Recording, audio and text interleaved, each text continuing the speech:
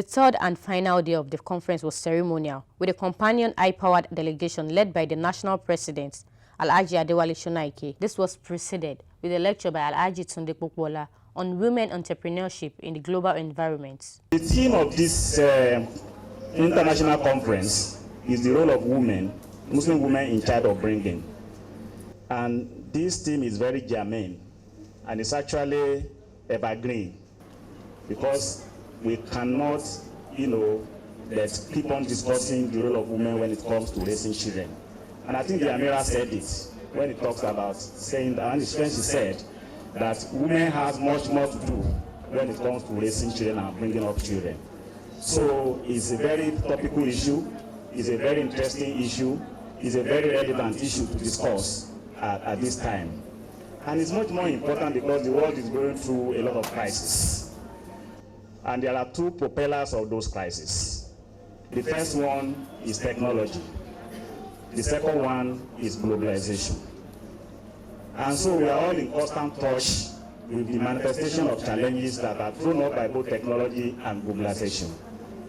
Social malice such as gay and lesbianism, dysfunctional family orientation, sometimes occasioned by issues around rape, around sexual abuse. In those days, you could leave your child and go to anywhere. In fact, your child can go out without even asking him or her where she is or was. But not anymore. You cannot even leave your children for an uncle or a cousin in the house, as we speak today. Every day in the papers, you see all manner of challenges confronting children. It's also influenced by legal and political environment. What constitutes the right of a child? You could beat your children. I really don't know whether you can really beat your children now because of claim of legal rights. Before you know it, some alagbaru and alagbashi will come and tell you you don't have the right. They can even take you to court. The challenge of technology I've mentioned is Google, Facebook, and all of those ones. Telephone and the powerful facilities the telephone has, and a lot of the children hold this equipment and facilities. Media, especially electronic media, television, radio, and all of that. And of course, the rise of feminism. Women now advancing the cause and right of women on equality in line with Western orientation and not in line with Islam. All those are part of the challenges that we now see in raising of children. Of course, the rise of strange doctrines, even in Islam, that's now leading us to have Boko Haram, to have ISIS, and all of that. And all of those are propelled also by globalization and technology. The rise of poverty. In Africa, the population of Africa keep on multiplying in geometric progression. And we don't have the economic empowerment to make sure that we provide for all these things. So this is bringing more people into poverty. And a lot of people are unable to take care of their children as we move on. Racism, nationalism that discriminate against Muslims, discriminate against blacks, discriminate against women. All of these are challenges we face. And then, of course, the last one is the rise of questionable personalities as successful, and they have all role models for our children. People that you and me will never be associated with or will never associate with become role models for a lot of children. And so these are challenges that we face today. So how can we and you as mothers and we all as parents deal with all these challenges that are confronting us? The more interesting thing is that currently a lot of us, all these challenges, we have no clue about them. We are not technology savvy, we don't know anything about globalization. Some of us cannot even use our phone other than to send messages and make calls. And yet, quite a lot of our children know how to handle all these devices. So it's a lot of challenge. But my job is the chairman of the occasion, so I won't deliver a lecture on that. We have our elder scholar, our mother, our sister, a professor, who's going to talk to us about the solutions and how to confront all of these challenges. And so my job is just to ask us to really be very patient and make sure that we listen and gain one or two things that we can take away. May Allah bless you. May Allah grant you success. May Allah grant you happiness. May you continue to excel in whatever you are doing. Assalamu alaikum wa rahmatullahi wa barakatuh. After the preliminaries of recognitions, the guest speaker, Dr. Simiat Elias, an associate professor of physiology and consultant with LASUT, held the all spellbound with a delivery on the role of Muslim women in child upbringing in the contemporary world. Professor Simiat Olanike Elias was born in Lagos on the 8th of December 1965. She attended the Rice Memorial School, Shomolu, Lagos from 1972 to July 1978.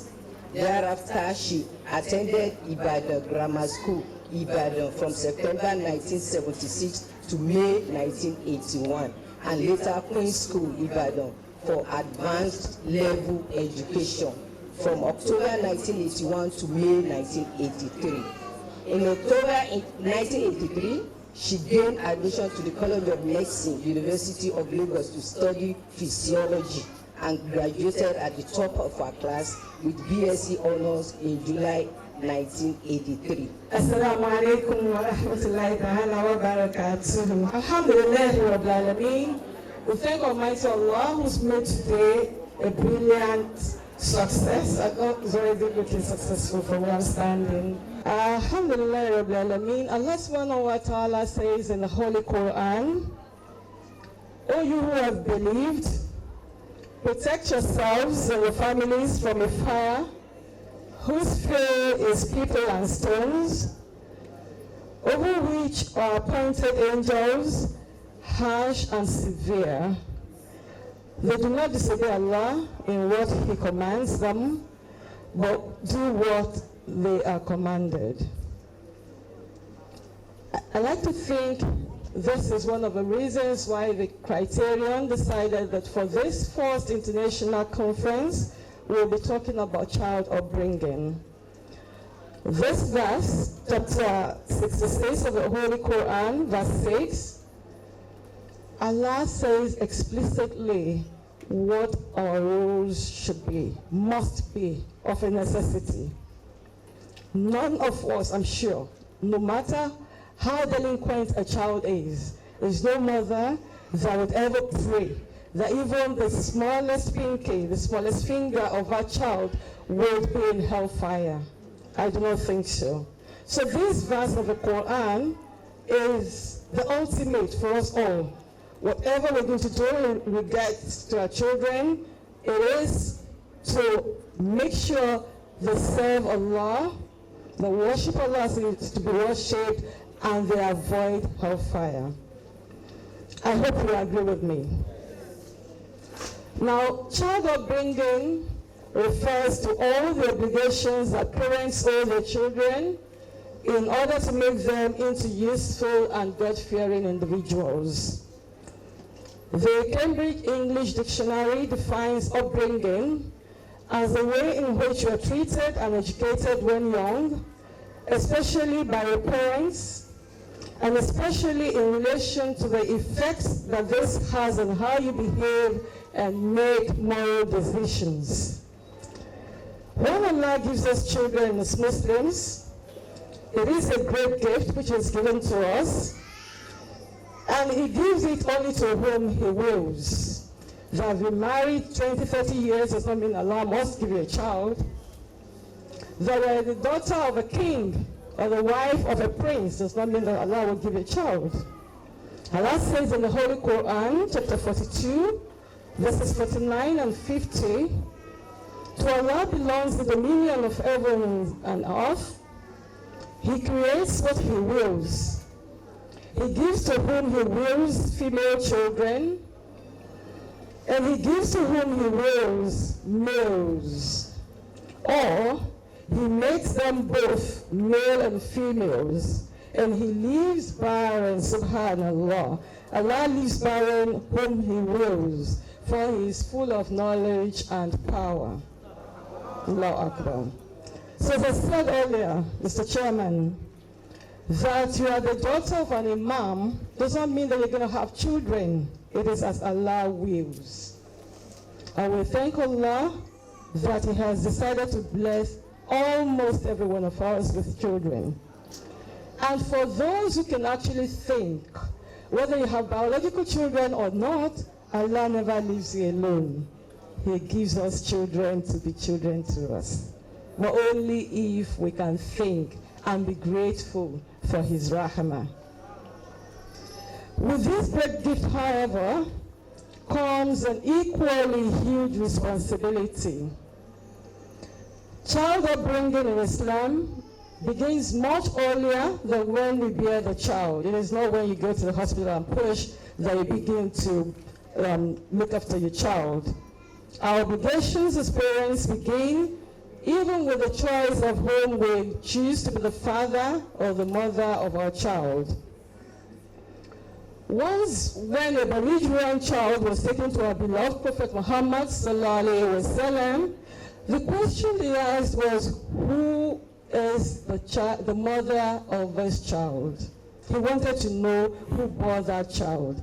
And when he was told who she was, his remark was, well, he wasn't surprised, because he said, he went on to say, lucky is the one whose foundation of his virtue has been made in the womb of a mother, and unlucky is one whose wickedness had its rudiments in the mother's wombs as well.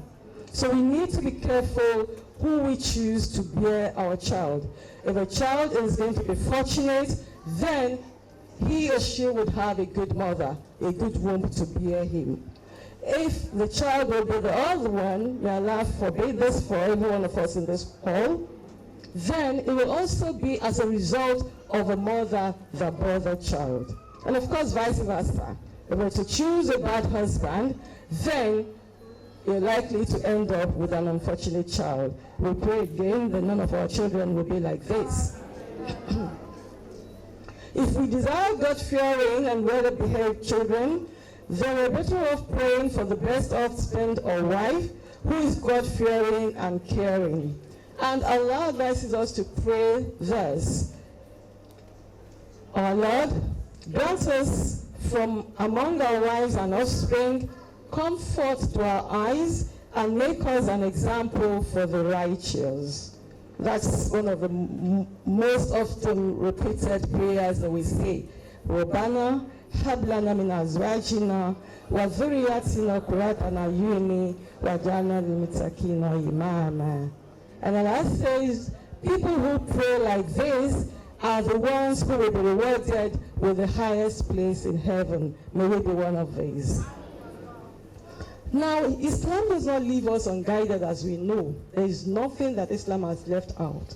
Even when you're about to enjoy your husband in sexual intimacy, the Prophet ﷺ enjoined us to pray thus: in the name of Allah, O Allah, keep the shaitan away from us, and keep the shaitan away from what you have blessed us with. And he went on to say that if Allah will say Amen to that copulation of that night or of that day, whoever says this prayer, then shaitan will never be able to harm that child. That is a promise from the Holy Prophet Muhammad sallallahu alaihi wasallam, and that promise is ever true. Now, in that prayer, we promise that shaitan will not be able to harm our child if we remember to pray like that before copulating. But that is not to say that if you're so much in a hurry or you're so much excited and then you forget to say that prayer, that Allah will not bless your child. There is something else we can do. We can keep praying for the child in the womb. All right? So do not just give up your hands. Oh, I forgot to say this prayer and I think I got pregnant that night. Oh, this child is going to be a son of shaitan. No. We must just keep praying and keep praying for our children. For if you remember, we always read Surah Al-Kahf every Friday at least. One of the verses there, Allah reminds us, or Allah tells us, that one of the reasons why those boys were blessed, remember the story of Khidr and how he repaired the wall. One of the reasons why Allah accepted the prayer, or why Allah allowed his servants to go and build the wall over the treasures, was because the father was a righteous man. Allah did not say because the boys were righteous. He said because their parent was a righteous man. So whatever prayer we make for our children will always come true. And this is why we must never say something negative to our child, no matter how angered you are. Never. All right? I'll tell you a little anecdote. A friend of mine told me that all of her mother's children became what their grandmother used to call them when she was angry. So when she was angry, she said, you this risco. Dr. Lomaya Shomobe. And she was annoyed. She just said, you this risco. You're going to be a doctor, Shomobe. You this Juma, you're going to be an accountant too. And all of them became exactly what, and she would never change it. Once she started abusing Riscott with doctor, abusing Riscott with Juma, she would not change it. With Juma with accountant, and eventually they all became that. So please, no matter how angry we may be, always say something positive to your child. Now, our prayers are a means to protect our children, as I said. And even Ibrahim alayhi salam used to pray for his children. And we all see what is happening to Mecca. Do we not see? He did not take it for granted. He did not rest on his words, oh, he's already a prophet. He asked Allah to bless his children with prophethood. And Allah accepted. He asked Allah to make sure that people's hearts will always draw towards his family. And even when they're no longer there, who is it in this hall that doesn't want to go to Mecca? Is there somebody who doesn't want to perform Hajj? As long as you are a Muslim, once you understand Hajj, your heart is always there. So that is part, just to show us that Allah answers our supplications for our children. Now, not wanting to bore you, I will quickly list some of the obligations that we owe our children, because I know you already know this, but this lecture will not be complete without my stating them. So, the first thing upon having a child, you've been praying for this child even all through pregnancy, and our women, when we're going through labor pangs, we do not say, yay, where is this, somebody that did this to me. No, we also keep praying even through labor. And then upon delivery, the first thing is to recite the adhan into the baby's left ear and to recite the iqamah into the right ear.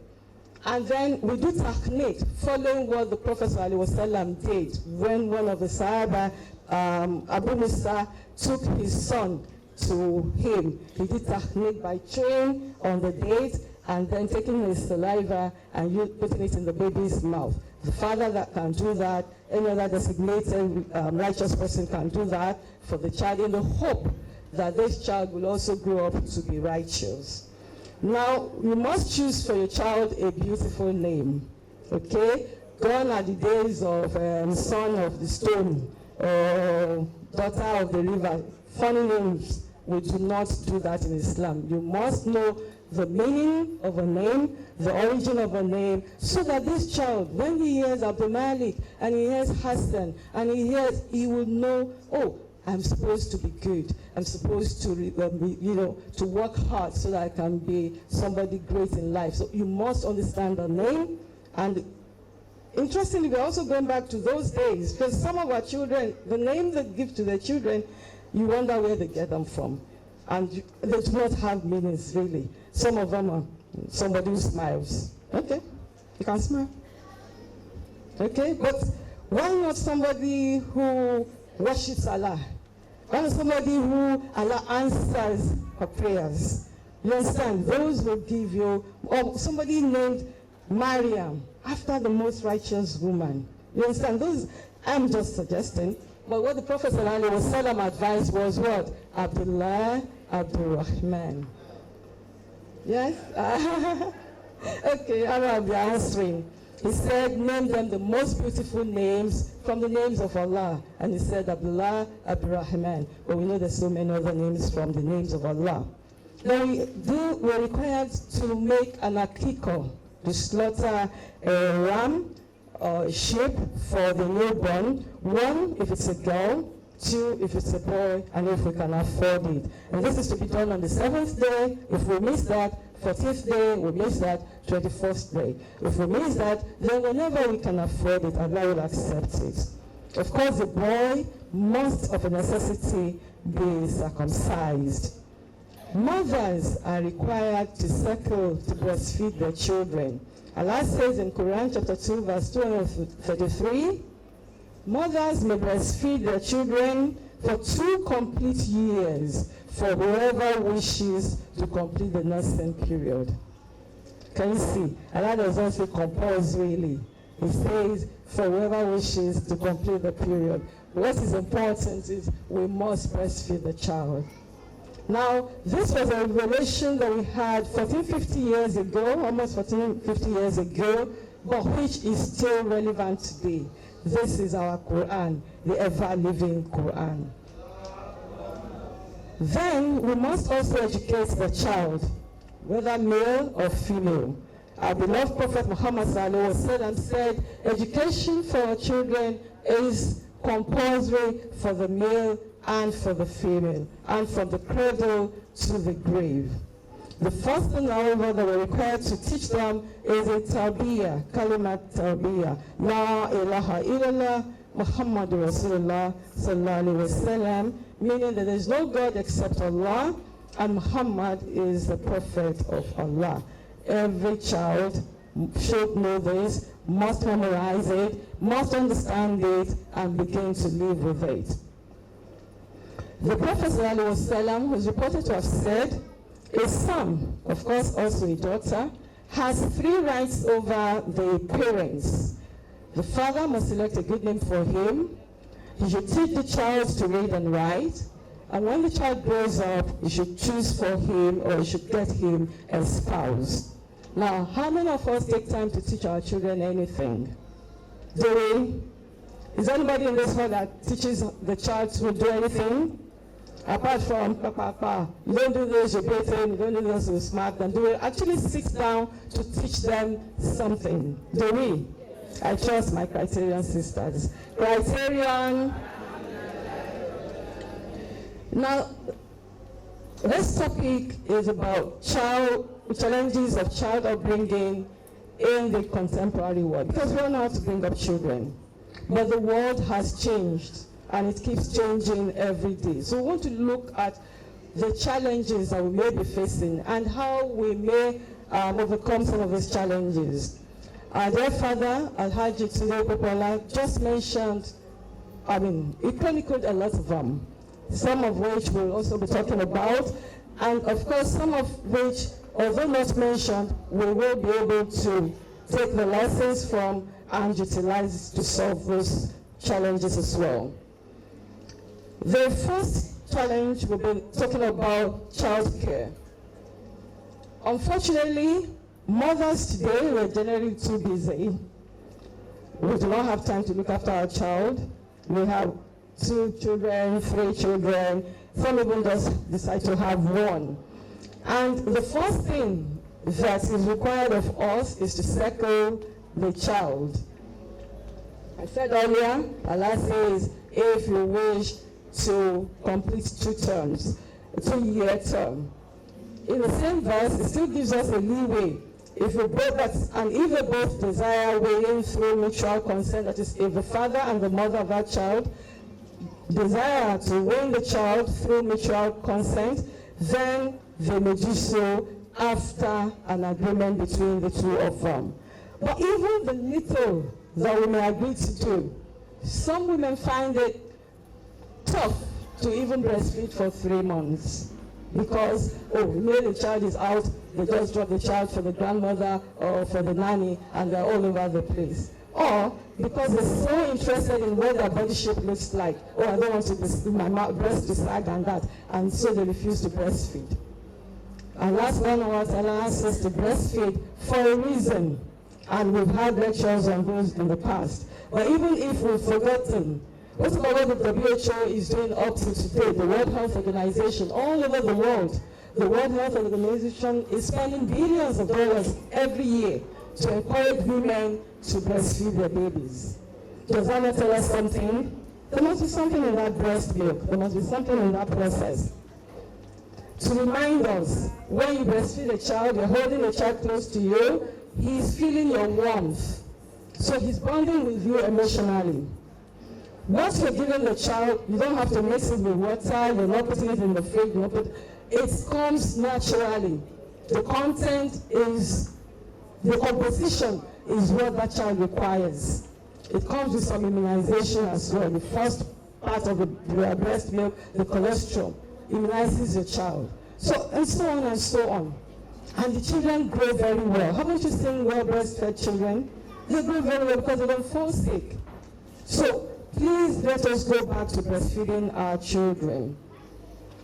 Now, the Prophet ﷺ also said that the mother is the first teacher of a child. Al-Ummu hiya awwalu madrasatin. The first teacher. What do you have to teach your child? When are you ever around to teach your child? As Muslim women, we must make a conscious effort to always be there, spend quality time with our children, because they will look up to us, they will listen to us. In fact, some of the well-respected spiritual leaders and providers of the Quran, people who have memorized the Quran, have confessed that they actually learned from their mothers. So let us also it's what you put into your child that you will eventually get out. If you not put in the time now, when you need them, the probably will not be there. So please let's put in the effort and not fritter away this wonderful first few years of life that these children have. Because as the Prophet ﷺ said, it is when you teach these children, whatever you teach them very early in life, it's like you are carving something onto stone. It never goes away. But if you leave your child with a maid or with a nanny and you're not teaching him anything, he's not learned Fatiha from you, he's not learned a class from you, he's not learned ablution from you. Some of us even have in the habit that when the children come to us, they want to perform ablution, oh, don't waste my water, oh, don't mess up my floor, oh, this and that. Let them mess up the floor. Let them waste your water, because it is as they will play the water with the water at a 2 or 3, that is how they go into the correct practices. And when you're performing your salat, do not say they're disturbing you. Let them play with you. Let them climb on your back. Stay there. When they're tired, they will get down. Then you rise up from your salat and continue. That's what the Prophet ﷺ did. I don't think there are Muslims here. That's what the Prophet ﷺ did. Sallallahu Alaihi Wasallam. So he's taught us so much. Okay, I'll keep going on. I thought maybe I could put the two together. So please let's not estrange our children from Islam, okay? Because they then begin to see our religion as, oh, when my mother is praying, she doesn't want anybody near her. Oh, you can't go to the mosque because the people in the mosque will say, no, don't pour water on the floor. That is not Islam. Islam loves children, and we should draw them closer as the Prophet ﷺ did. Now, an example is once when one of the Sahaba went to the Prophet Muhammad's house and he saw how he was interacting with his grandchildren. And he said to the Prophet I have 10 grandchildren and I don't kiss them, I don't hug them, I don't let them come close to me. The Prophet was reported to have said, how can I help you if Allah has removed Rahmah from your heart? So we can't keep pushing away our children. We must bring them close to us. Some of us, as I said, we're so busy, we put our maids or nannies in charge of our children. But these people can only give what they have. So if your child is always in the custody of a maid, then it's as if you yourself have decided that your child will be mediocre. Okay? This is not to say anything bad about the maids, but if they were scholarly and they were brilliant and they had the opportunities that you had, they probably will not be your maids. So they will only give what they have. Now, as for also taking our children to our parents who are now grandparents, my question is, when do you want the grandparents to rest? They've paid their dues, haven't they? They made you and I. Why don't we just take the grandchildren to them just to spend 1 or 2 days with them? Why saddle them 24/7 with our own responsibilities? I don't believe that is fair. Do you think it's fair? I think we should invest in our children so that we too can benefit from their prayers, as Allah says in Quran chapter 17, verse 24, "My Lord, have mercy on them." That is, our children pray for us, just as we have been praying for our parents because they did very well by us. We are supposed to pray, "My Lord, have mercy on them as they had mercy upon me when I was small." Okay? Rabbilhamhuma kama rabayani saghira, chapter 17, verse 24. Are you sure you will merit this prayer from your child? For us to merit this prayer, we have to do the work. May Allah make it easy for us.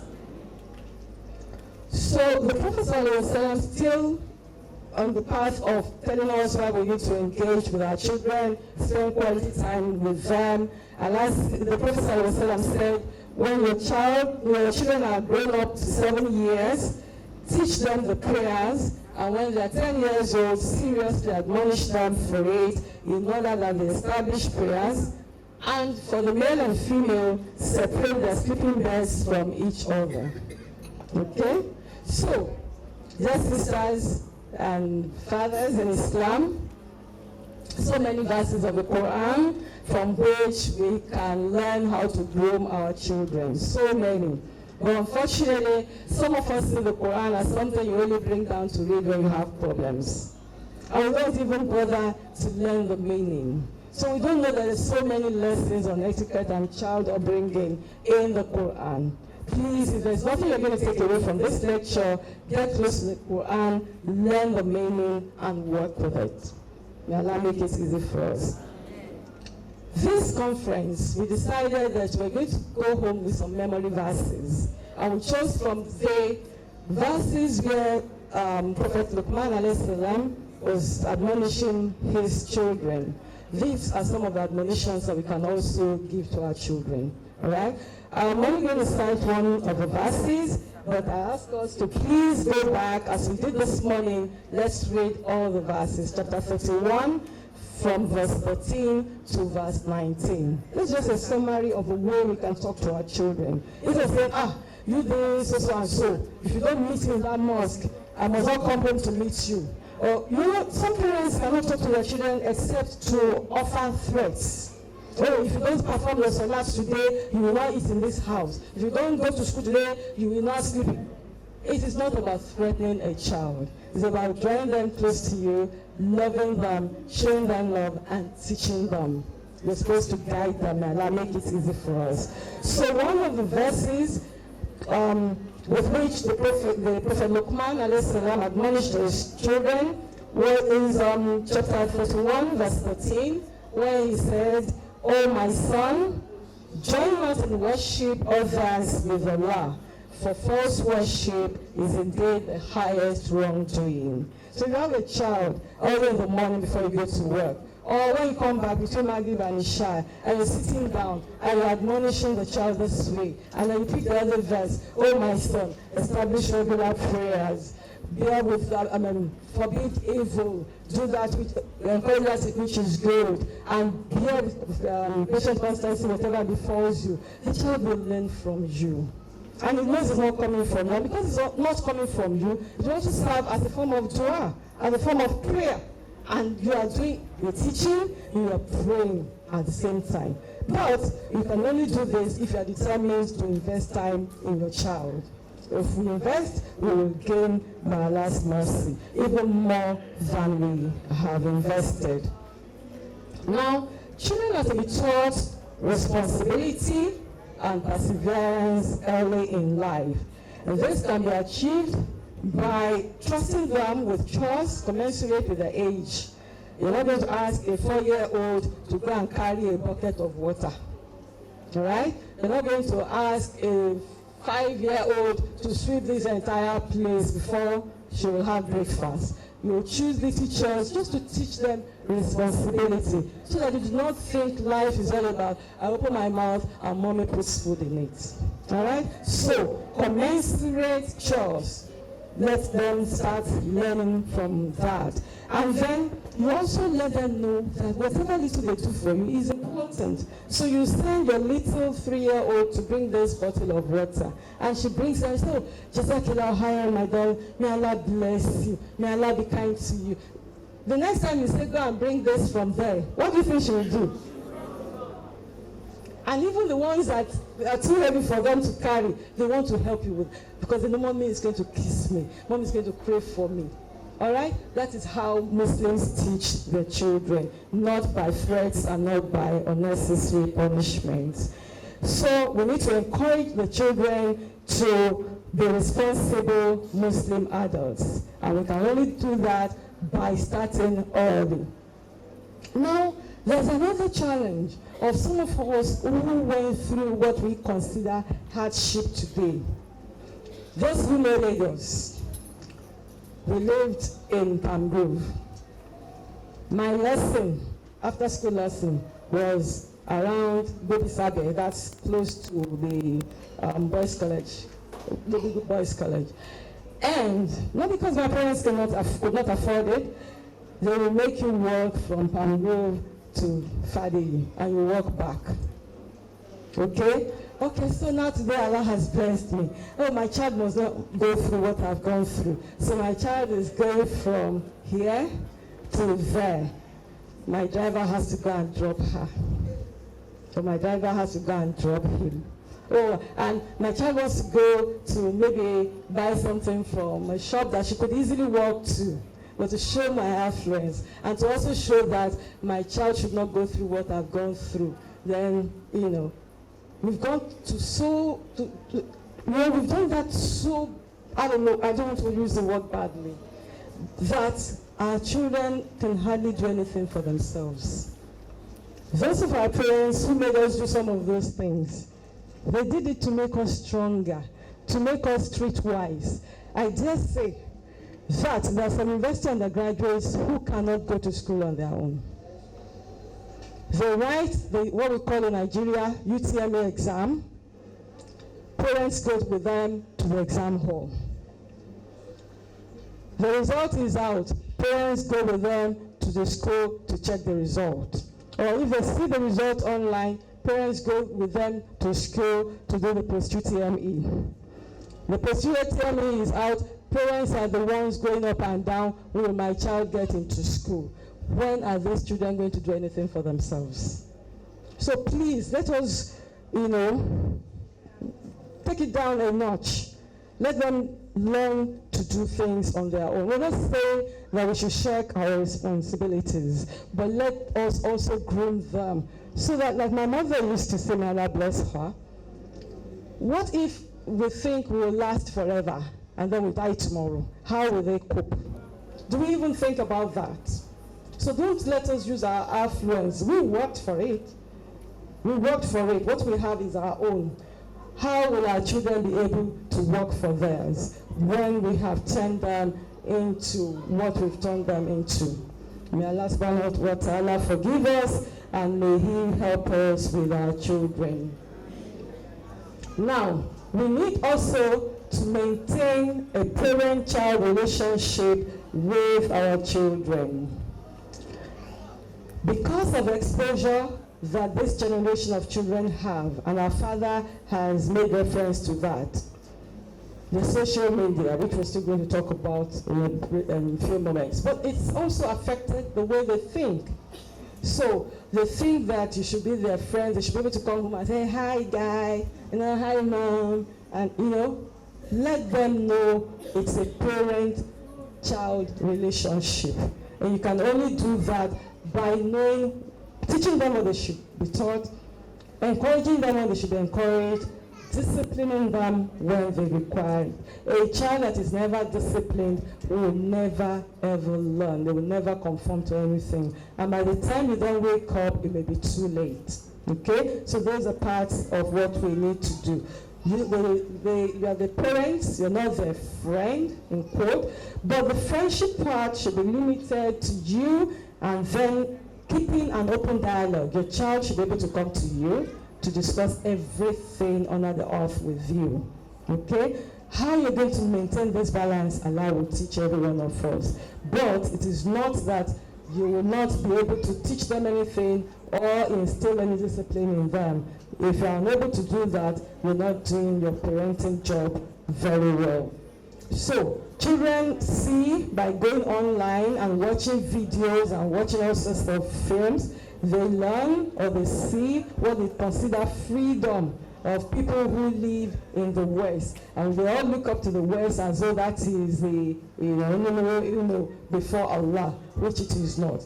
And they're looking at this, oh, my father, on TV, a father and a son should be able to wear jeans together and, they talk together. You don't have to discipline me. No, that will not be Islam. The next thing we should look at is inequality or discrimination in the way we socialize our children. By socializing, I mean the way we bring up our children. Okay? So, some of us, when we're told that, our wives just had a baby boy. Oh, we're ready to celebrate. Even from the war, we are killing cow, we are killing whatever. And then the woman has a daughter, and then nothing. That should not be it. It happened in the time before the time of our Prophet Muhammad ﷺ, and it was dealt with. Allah subhanahu wa ta'ala talked about it in the Quran, and He's told us that that is not acceptable. What do we do? Even you and I today, because we are Africans, we have a way of making our boys feel that they are superior to our girls. Our boys, we do not give them any chores, nothing to do. The girls we send to the kitchen, they mop the floor, they even will clean your car. So, unfortunately, what we are doing, mothers, what we are doing is helping to produce men later on who will have a feeling of entitlement. My wife must serve me. But your daughters, who have trained very well, will end up marrying this type of sons. You see what we are doing? So we have to be careful. Yes, boys, in African way of looking at things, yes, but Islamically, Allah is a just Lord. It says both boys and girls should be socialized in the same way. The boy should be able to fend for himself. He should be able to cook on his own when he lives alone. He should not have a life of dependence. All right? So we also have talked about effect of poverty, but we'll leave that for now. But with social media has so much taken the lives of our children that even us mothers, sometimes we are not left without blame. There's some of us, especially those of us who still have young children, you just plop your child in front of a television or in front of a laptop or something, and you forget them there. You are happy as long as they are there, so that you can have some time to yourself. What you are doing is a lot of damage to that child. A child's brain requires a lot of input, okay? And if you do leave your child in front of the social media, you do not know what they are going through. And we've learned even way in Nigeria that some of these sites that the children go to lead them to commit suicide, lead them to commit murder. Please, let us beware. Let us take control of our children's lives. We cannot take them away from social media. All right? We had that lecture yesterday. But what we can do is to understand how it works. Oh, I don't know about Instagram. Is it Facebook they call it? I don't want to know about it. You have to know about it so that you can guide your child. And you have to learn all the security measures so that your child does not leave your home in Accra and ends up in Italy as a prostitute. The choice is ours. May Allah help us. Domestic and child abuse is another problem that we have these days. Of course, domestic abuse has been there for a long while. And this is defined as any type of controlling, bullying, threatening, or violent behavior between people in a relationship. Okay? Domestic abuse has been written in secrecy. A lot of women have suffered in silence. Indeed, a lot of men too, because some wives actually also abuse their husbands. It's not just about physical abuse. There's a lot of other abuse that is going on. Now, when children witness abuse in the home, that is child abuse. It is our duty as Muslim women to ensure that we are vigilant. Do not allow your child to remain in an abusive environment. The one that is even more rife now is sexual abuse. There's a lot of assault going on children. Like our daddy said earlier, you cannot leave your child with an uncle. You cannot leave your child with a teacher, a driver, a house help. There's so much going on. There's so much going on. We must be extra vigilant. We have to care for our children 24/7 because we are the ones that asked for them from Allah. And the child that grows up with love in a loving family will end up being a loving child. A child that grows up in an abusive environment may become abusive himself or herself, but if they're not abusive, they tend, from research, they tend to seek out abusive relationships themselves when they grow up. So we have to really think hard about this. We have to think hard about this. Do you want your child to become an abuser? Do you want your child to seek out an abusive relationship? So, whatever you want for your child, the decision is just to make today. May Allah guide us. Now, sexuality education is something a lot of us shy away from. Your little boy asks you, why am I different from my sister? What is this? Go on, don't disturb me.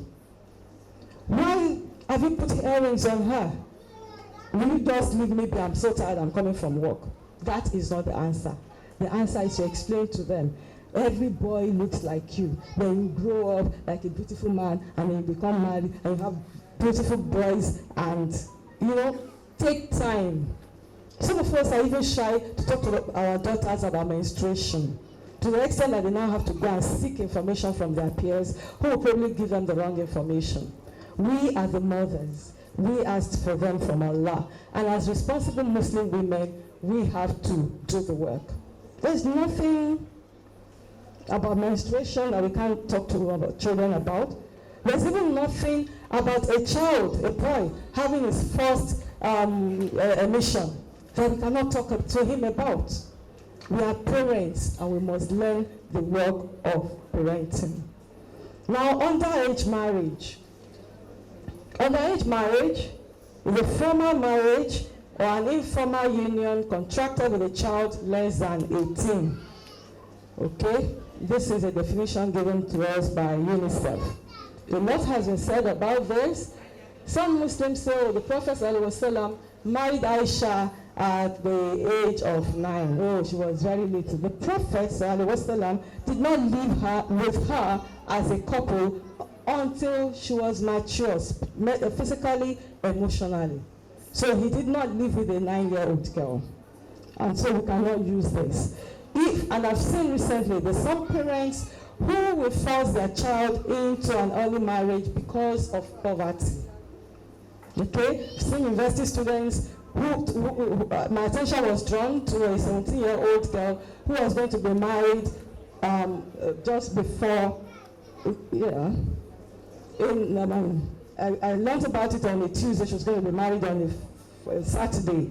There was no effort that we didn't put in. What she kept telling us was her parents could not afford to send her to school, and she had to marry so that she would go. You understand?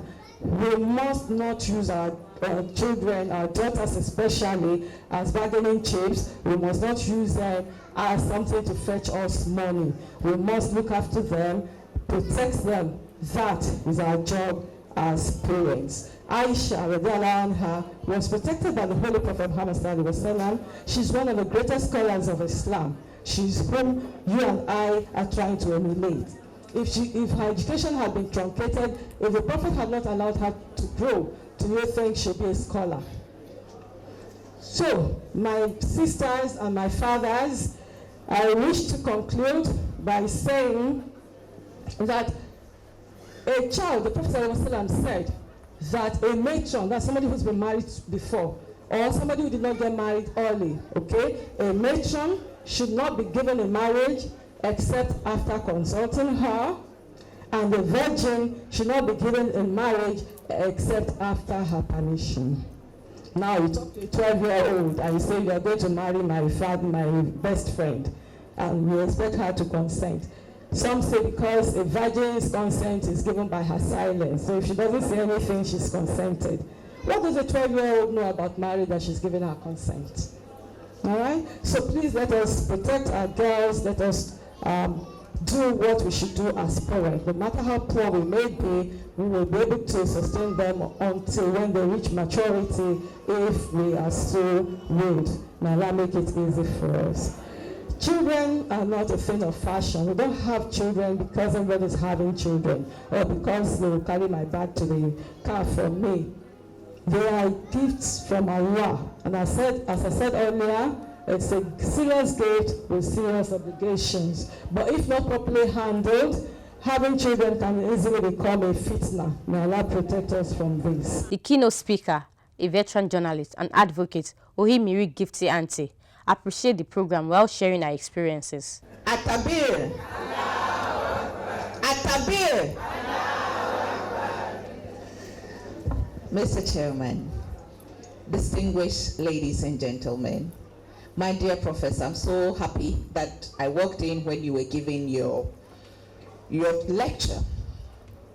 My dear sisters and brothers, I wonder, with all these things that we've been told today, and what I continue to learn from my Muslim brothers and sisters over the years, this year in June, we organized the 6th Muslim Women's Conference as part of my program.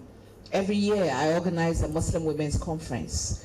And I would like to say thank you to the Ghana Muslim Mission, to my sisters from Criterion, who have been of a great support to us. I wonder why we have allowed this perception that the world has about the Muslim woman to go on for this long. It's amazing what the Quran says about women. The respect, the dignity that it gives to women. And yet, non-Muslims, like myself, for years, maybe due to lack of knowledge, or sometimes maybe through our actions and inactions, have had wrong perceptions about us. I was telling my daughter who ushered me in that I am very correct when it comes to, women and Islam, because the professor was talking about how the Quran even talks about breastfeeding your child for 2 years. I am doing it. My child turned 2 years this August. I'm still breastfeeding her. Clap for me. This is something that has been, is it in the Quran or the Hafiz? Quran. For how many years? It is now that the world is enforcing it. It is now that the world has taken its World Cup and championing it by WHO, UNICEF, and so on. Meanwhile, it has been in the Quran. And still women are struggling to understand and accept this. And indeed, Prof, my daughter, 2 years, she's never been sick. Even when she has a cold, 2-3 days, it's gone. Sometimes I don't even have to give her medication. Now on Monday, she's going to start school and I'm crying. She's been with me for years, since she was born, everywhere I go. Today I have 3 programs. I'm coming from one program at the University of Ghana. I left so I can be here on time. From here, I'm going to another program. I am that busy, but I always carry my daughter along because yes, we can't trust people anymore. The world has become very wicked. Our very own are destroying the things that we must protect. People you expect to know better are the ones killing our young ones.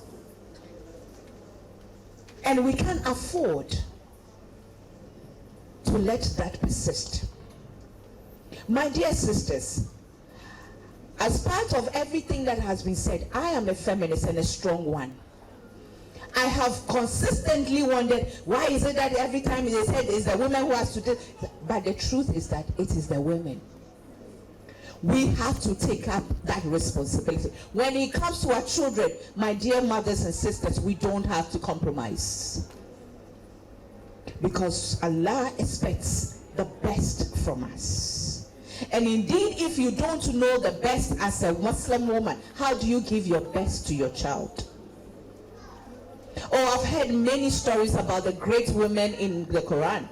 Great Muslim women. Some I have met, some I have just known. I've heard about Nana Khadija, Nana Fatima, Nana Aisha. And quite recently, I heard about one of the wives of the Prophet Muhammad. Please go. Good. I was told about during a time, was it of conflict or war, that the Prophet was confused and didn't know what to do. And then his wife came out and asked him, what worries you, my husband? What is disturbing your spirit? And when he told her, he gave her an advice. Please, am I correct? Yes. It is in the Quran. It's something that happened. Salama. So even the Prophet went for a wise woman. My dear sisters, let's be wise. Islam is about light. And let's rise up and see the light and apply the light. If Islam is about the light, then Allah gave all of us a light. And we must let that light shine. The world is now a village, a small village. Thanks to social media and so on and so forth. I have friends and daughters I don't even know. I haven't seen before. But we communicate thanks to social media. I counsel thanks to social media. And when it comes to my daughters, some of them I didn't even know they are Hindu or whatever it is. They are my daughters. Though the ones like this one, they try to blackmail me sometimes with Islam, but I'm learning, so I'll get there. When I told the chairman for the occasion where I'm coming from that I had to leave to be part of this program, another gentleman sitting next to me asked me, oh, so, Ohineye, what are you doing about FGM? And I said, why that question? Is it because I said I was going for a Muslim program? And you see, and I said, listen, there's nothing Islamic about female genital mutilation. Oh, are you sure? I said, you are a doctor, highly learned. The doctors, those of us who have doctorates are honorary, when they hear that we are being called a doctor, they get very upset because they say we didn't go to school to learn it. You have gone to school to learn it.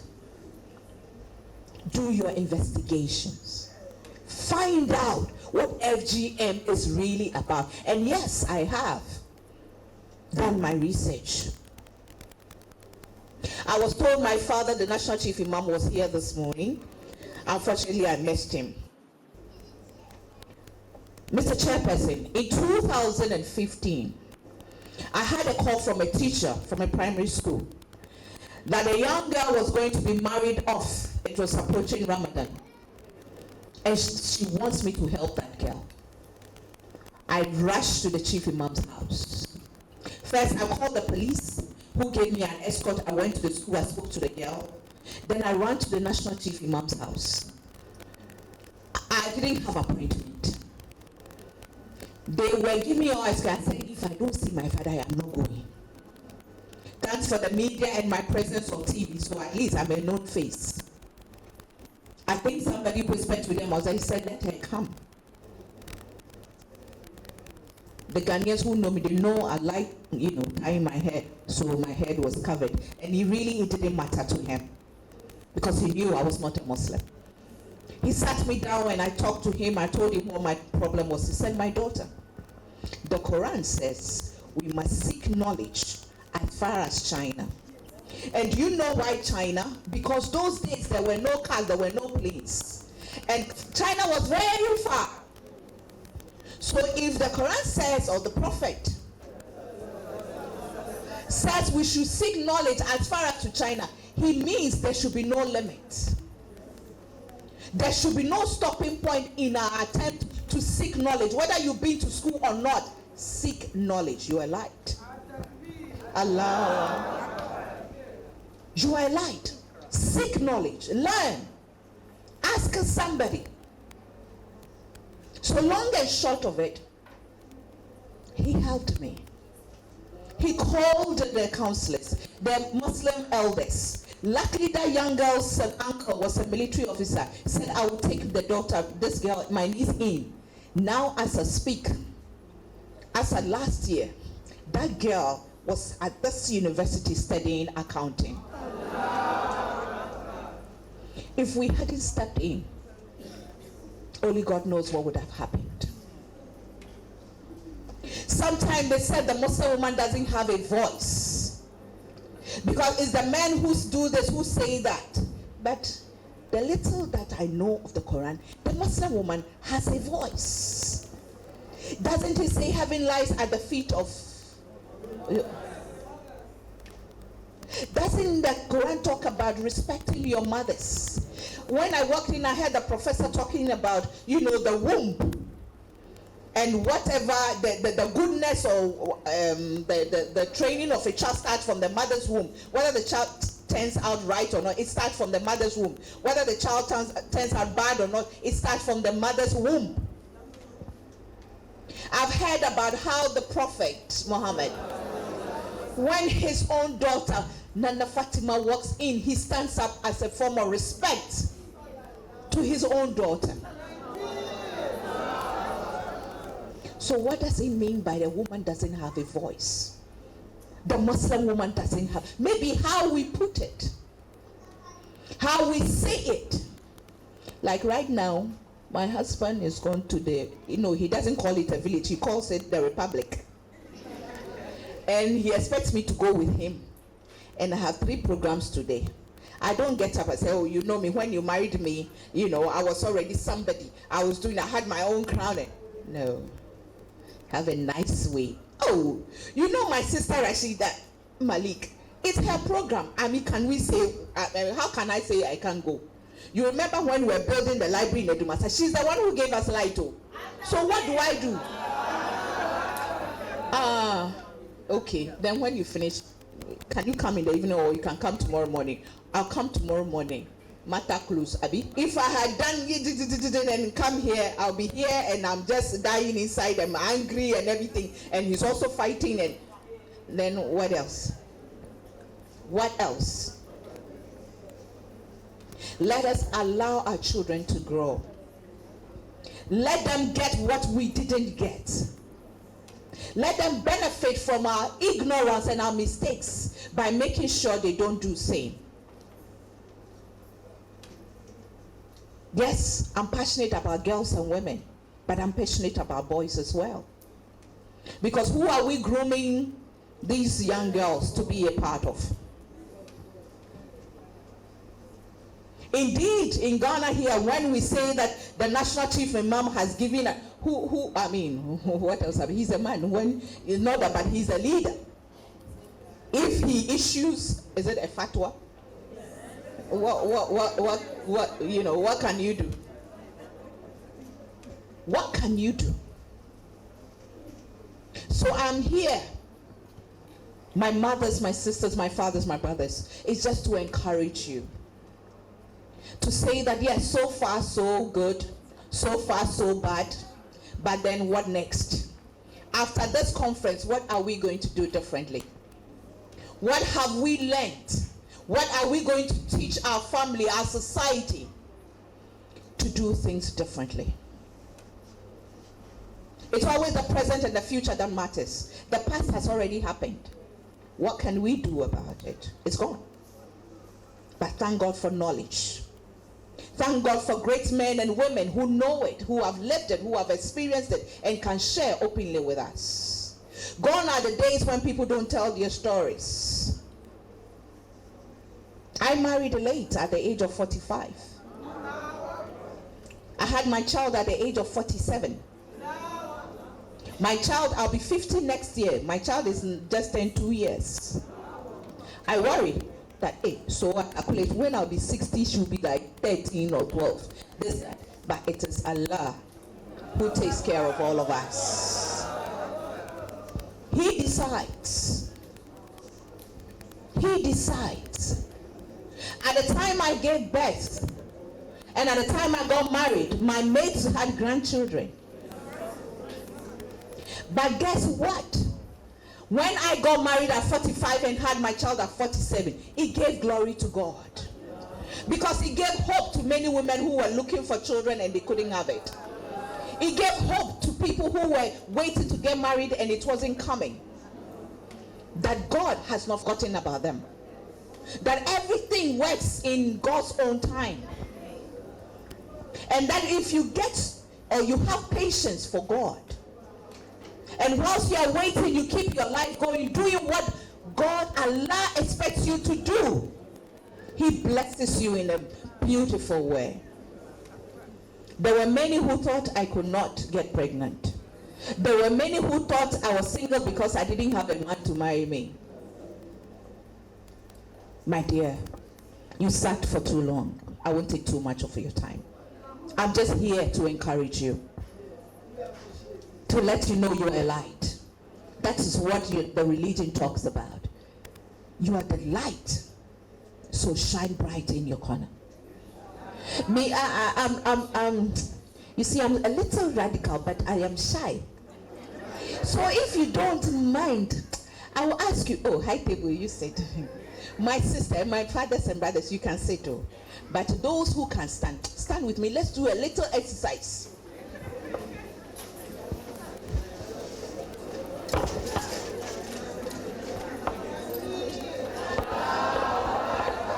Atabir.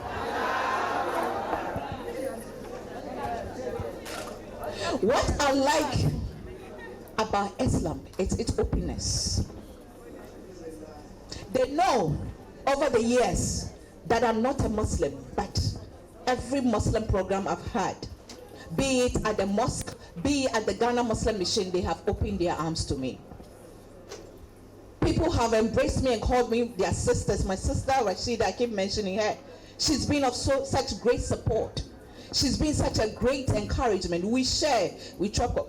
It's your husband here, so that I don't say it. We chop kokonsa, you know. When I say kokonsa, we gossip every now and then among ourselves. But when we are doing it, there's nothing like a Muslim, nothing like a Christian. We are women, we are human beings. We are creation of God. And I also come to learn that you are light.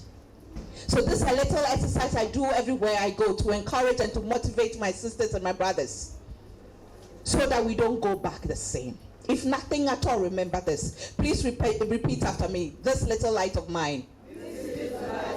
Or say it like I have some Muslim women with a light here. This little light of mine. I am going to let it shine. I am going to let it shine. Let it shine. Let it shine. I have a light. My religion says I am a light. It expects me to brighten the corner where I am. I was born with a light. It is Allah who gave me the light. It is not a man. It is not a woman. It is not a spirit. It is Allah who gave me the light. So it is my light. No one can take it from me. So I will not let my light die. I will not let my light dim. I will not hide my light. I will let it shine. No matter how small it is, it can brighten a corner. As a woman of light, from today onwards, my children will be a light. My light will reflect in my children's life. My light will reflect in my husband's life. My light will reflect in my family's life. The world better watch out for us. Because we are coming with a light. If they cannot stand our light, they better cover their face. Because we are coming. But with my light, I can only do so much. But with our lights together, we can do so much. We can brighten the world. We can change the world's perception about the Muslim woman. Because we are a light. We are a powerful force. Are you ready to shine? Are you sure you are ready to shine? Are you sure you are ready to shine? May Allah bless us all. Thank you very much.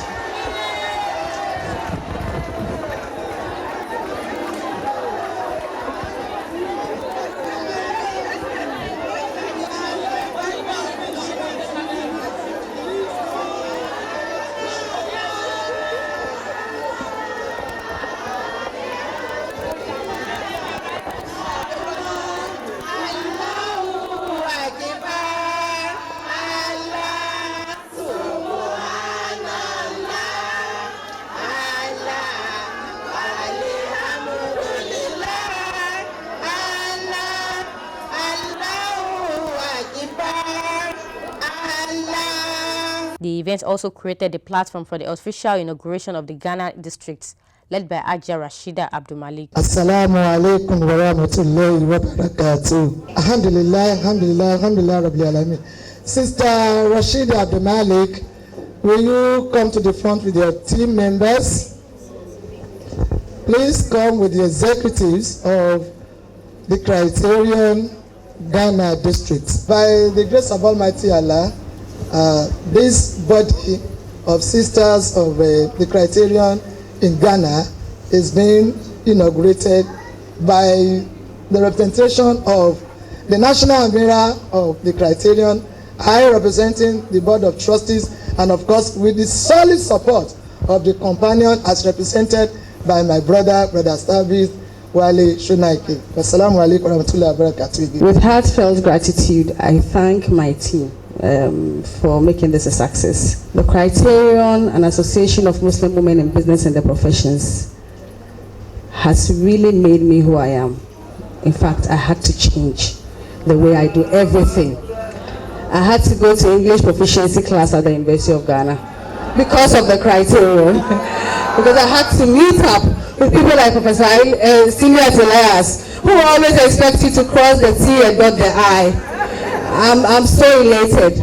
I wish this will be a beacon for other Muslim women to join us to forge ahead with the foremost religion in the world, Islam. Thank you very much. I felicitate with the Criterion on this inauguration.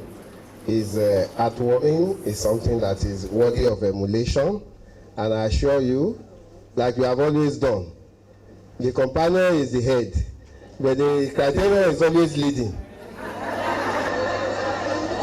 The Criterion, the companion, Alhamdulillah. Miriam Alege, guests, officials and delegates expressed their joy in an interactive session with our media crew after the event. I'm super elated. It's a dream come true, a reality that has come to stay. So, and we pray Allah will help us to go as far as Europe and other continents in the world, inshallah. My takeaway has been enormous. In fact, I thank the Almighty Allah for making me one of the participants to be here today. I give thanks to him because I've been able to achieve a lot, I've been able to learn a lot. In fact, those things that I believe can be possible. But coming here today, Alhamdulillah Rabbil Alamin, I say Alhamdulillah to the Almighty for making me one of the participants. And I pray to Almighty Allah to accept all our actions and the conferences here and a Rama for us, here in the world and in the hereafter, inshallah. We cracked it as a joke, but Allah made it a reality. And alhamdulillah that we planned and we are here. From all the things we have done, there's nothing, none of the program that we can get less of the value of what we were expecting. So we thank all our facilitators, we thank all our guest speakers, we thank all the delegates meeting up with the target of what we want. Alhamdulillah. Our watch word, we are watching our watch. We are chilling and we'll get back to Nigeria taking the faith. MashaAllah.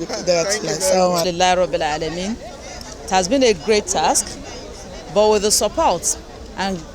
support of Allah and cooperation of all members of the Criterion, Nigeria and in Ghana, Allah has made the task easy.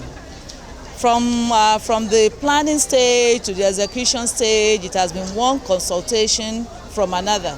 But I must say that the social media has really made it easy for us. We converge severally on various WhatsApp pages. We have that of the national platform, that is Criterion National. We have that of the 2019 conference platform. Then we have Executive, which comprises of the executive members of the Criterion past and present. Then we have our district platforms. All these virtual meetings that we held made it easy for us to plan, and it made us to harvest input from all members of the Criterion, regardless of the distance in location and other logistic challenges that one would have faced if we were to be holding physical meetings. So the social media we have used to a great advantage to ensure the success of this conference. Congrats. Being the first international conference of the Criterion, I feel so elated, I feel so happy, I feel so great, I feel fulfilled, and I feel so happy with the turnout of all the events, the program in general, everything together. I was so happy, and I was highly delighted with the performance of my group, my district. We were able to put up a very brilliant performance, an impressive one that gave us the first position of the cultural display at the second day of the event,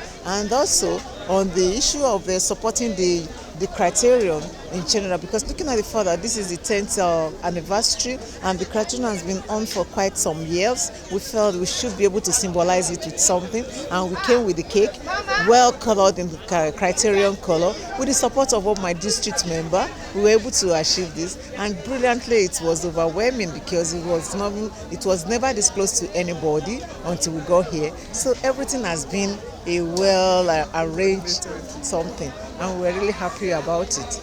General wise, what that means is that this creates opportunity for networking among Muslim professional women as well as Muslim women in businesses, to know each other and to know what are the successes and to benchmark their own efforts in achieving the next step.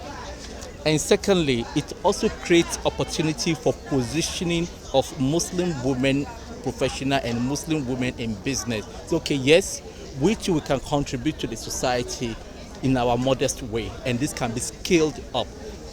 Scaling up wise, it also enables people to drive their own aspiration. So general wise, my impression is that one, this event creates a networking opportunity, benchmarking opportunity to move forward, and opportunity to also aspire to scale up their effort. Specifically, the caliber of people that were here tell to the success of this event. Nevertheless, specific recommendation is that how will this be sustained? It shouldn't just be a one-off. Yes, majority of the participants came from Nigeria. The Ghanaian, quite about 13 to 14% of Ghanaian population comprises of Muslim, and quite a number of them were also in the professional field and business realm. How can this be mobilized and say, look, you know what, let's look at this direction as well. As a whole, we can make a bigger success. So I like summarizing my comment anytime I'm making it. One, general wise, this gives networking, benchmarking, and the positioning effect to the Muslim women in business and professional. Secondly, specifics-wise, how can this be sustained beyond what it is today? Thank you very much. I believe things like this are things we need in the society today. People coming together, share ideas, share commonality, and then learn from each other and become better group in the society, and then share opportunities that come from the networking and all that. Thank you very much. Did you tell me your name? I'm elated. I feel happy. I appreciate our sisters who have organized this program. The Criterion, founded in Nigeria 30 years ago, has grown so big, is now international. The reward for success, they say, is success. You have more hard work. They have done so well, and we are going to say, do not rest on your oars, because they can actually do more. We are still a very small segment of the society, and I feel, following the example of the Criterion, the society will get better, and we appreciate us more in what we are doing, and they will also be a shining example for so many more Muslims, whether you are young, whether you are old, or whether you are middle age. We believe with Islam you can go to sleep, and the example being led by the Criterion is to defend that our women will be better, the Muslim children will see a future, and the country as a whole, or the world as a whole, can go to rest following the Criterion example. Thank you. What happened today, honestly, is very fundamental in the history of the Criterion. And just like it has been observed, Criterion has been trying to galvanize and mobilize professional women to advance the cause of humanity and values. And that's the way I see it. I'm not restricting it to Islam. Generally impacting on women, and when you impact on women, you are impacting on generation. That's the hadith of the Prophet. It's fantastic. Thank you very much, sir. Well, alhamdulillah, Rabbil Alamin. It's nice to give a lecture and see that people are actually relating to the subject. My father just met me just as I was coming towards you, and he said, "Oh, thank you, sister," because although he has older children, some of whom are married, he has younger children that he feels that this lecture will still benefit. So it's a very great feedback and it gives me a very good feeling. And I'm sure the criteria, alhamdulillah, Rabbil Alamin, we are justified in having chosen the theme of today's lecture and actually engaging the women, the mothers of today, because of all the changing the dynamics of our environment. I mean, child upbringing is a lot more evolving like it was during our mother's time. So, alhamdulillah for today. Thank you. I feel elated and I thank Almighty Allah. I thank all my team. I thank all the entire members of my school, and I thank all the entire members of Criterion members. Most especially, I thank Almighty Allah. You know, as Criterion is known for, Criterion is an organization passionate about the welfare of women and children, and that goes to, that's where we are coming from the topic for today, and that's why we picked the role of Muslim women in the upbringing of the Muslim child. Today has been wonderful. The main speaker has said so much about caring for our children, getting more closer to them. She has also talked about even being technologically savvy also, so be able to interact with our children and know what they want. I must say I'm very fulfilled, because like has been rightly said so much, that when we were in Oshogbo, the last district where we had the conference, and we said we are going to do it in Ghana, I was one of those that was like, wow, will this be possible? But I know, I have one belief, strong belief, that with Allah, everything is possible. And we started off like that, and that was the district conference where I was appointed as the public affairs secretary. And I knew that it was a challenge for me, that the preparation had to start off from there. But alhamdulillah, we took it step by step, day by day, and we have finally got into today. I must say that I appreciate Almighty Allah for His wonders and for Him proving it. And let us not appreciate the fact that what we believe in can really work. And one of the things about the Criterion that we've noticed is that anything we step our toes into, that this is what we want to do, Allah is always merciful and wonderful, and He makes it very possible for us. So I must really thank Allah for that. Alhamdulillah Rabbil Alamin. I have every cause to glorify Almighty Allah, for the opportunity accorded me to be a member of the Criterion in the first instance and to even be the leader. Now, we have been having conferences in Nigeria, and this will be the first international conference. You know, for this international conference is an opportunity, one, to be in Ghana. Another one is for us to spread the tentacle of the Criterion, the Islamic women in business and the profession. It enabled me to know the extent of Islam in Ghana here, and from the look of things, we have been able to see that not only in Nigeria, even in Ghana here, we have our Muslim sisters and brothers that are doing perfectly well. They are so accommodating. The Islam, we can see that it's actually reflecting them. So that's why they can so accommodate us. They are so tolerant. They are good behavior people. They are very, very good. So, and since we have started the program, with the lecture series that we started 3 days ago, mental health, you know, it touches the life of every member, because you cannot do without having mental issues one way or the other. So the way the lectures were packed by the resource persons on ground enables an individual to actually learn and to take home so many things. It rebuilds one, and it enables one to at least understand oneself better, so that one will be able to, whatever will cause problem, chaos at home, within the society, at work, you'll be able to avert it and live a peaceful life. So very, very good. I really appreciate it. And for today's too, the women, the children of upbringing by the parents, you know, from the resource person, the technocrat, that professor, she did very well. She at least reminded us of all those things we must have forgotten. And we believe it is never too late, even though we might be looking at it as our own children are grown up. But we can still encourage them to behave, to take it from the onset, right, even before marriage, so that they have good spouses, and from then they will have good offspring that we take from the lecture we have planned. We congratulate the Criterion for their first international and 10th Biennial conference. Delegates soon departed for their various abode after successful program. The Criterion, Alhamdulillah Rabbil Alameen.